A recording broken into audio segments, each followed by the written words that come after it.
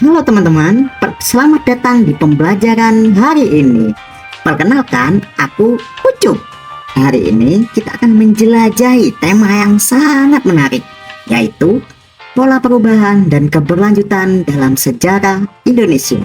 Yuk kita mulai. Pertama-tama, mari kita bahas apa itu perubahan dalam sejarah. Perubahan adalah segala aspek kehidupan yang terus bergerak seiring dengan perjalanan masyarakat. Ia bisa terjadi dengan cepat ataupun lambat. Misalnya, kita lihat peristiwa pemboman Hiroshima dan Nagasaki pada tahun 1945.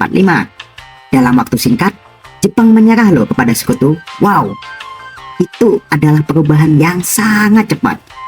Namun, ada juga perubahan yang terjadi dengan lambat, seperti penerapan politik etis di Hindia Belanda yang mendorong kebangkitan nasional pada awal abad ke-20. Jadi, bisa kita katakan Panta Rei, yang berarti semuanya mengalir, seperti kata Heraklitus.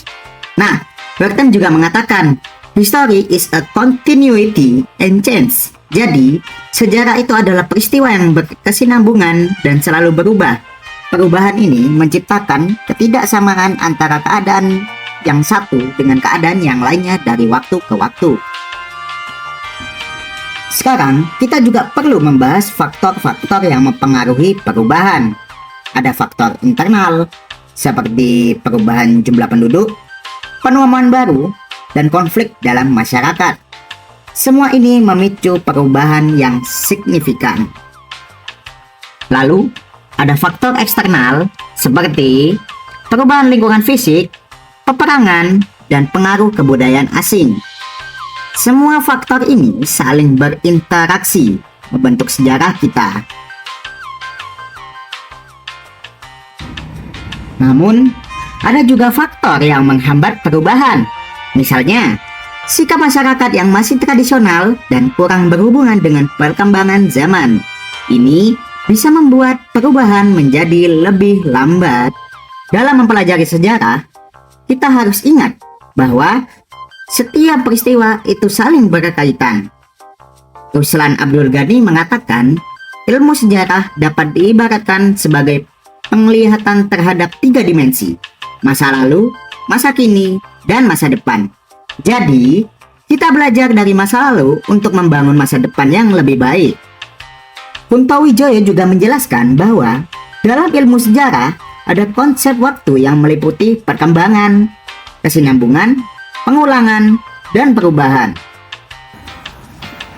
Perkembangan terjadi apabila dalam kehidupan masyarakat terjadi gerak secara berturut-turut dari bentuk satu ke bentuk yang lain. Perkembangan terjadi biasanya dari bentuk yang sederhana ke bentuk yang kompleks. Kedua, kesinambungan. Kesinambungan terjadi bila suatu masyarakat baru hanya mengadopsi lembaga-lembaga lama. Yang ketiga, pengulangan. Pengulangan merupakan suatu fenomena di mana suatu peristiwa yang terjadi pada masa lampau terjadi pada masa berikutnya. Sekarang, kamu sudah paham kan makna dari perubahan dan keberlanjutan? Beberapa penjelasan di atas bisa kamu jadikan landasan untuk memahami faktor-faktor yang memengaruhi terjadi atau tidaknya perubahan. Kemudian tentang keberlanjutan suatu keadaan terjadi karena adanya hubungan dengan keadaan yang lainnya, baik keadaan hari ini, masa lampau, dan keduanya berpengaruh pada masa yang akan datang. Jadi teman-teman, pola perubahan dan keberlanjutan dalam sejarah Indonesia itu sangat menarik.